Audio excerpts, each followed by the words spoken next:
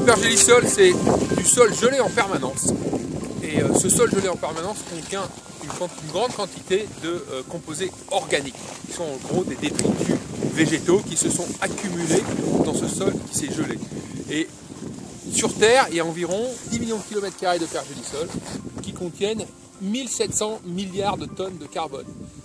Si le pergélisol dégèle rapidement, une partie de ce carbone pourrait être libérée vers l'atmosphère sous forme de CO2 et CH4 par l'action bactérienne, et ça aggraverait de manière considérable l'effet de serre.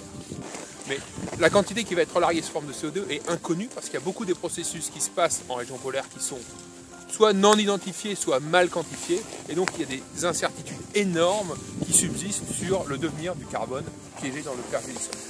Le GIEC utilise des modèles du système Terre qui sont extrêmement complexes, donc qui ont dû être simplifiés, et il y a certains processus qui ne sont pas pris en compte. En particulier, la contribution potentielle du carbone du pergélisol au réchauffement climatique n'est pas prise en compte. Donc on peut penser, par certains côtés, que les prévisions du GIEC sous-évaluent le risque de réchauffement. Donc le projet APT consiste à étudier des processus de dégel du pergélisol et d'émission de gaz à effet de serre à partir de carbone de pergélisol, de manière à réduire les incertitudes justement sur le devenir de ce carbone du pergélisol et à rendre les modèles d'évolution du climat plus précis.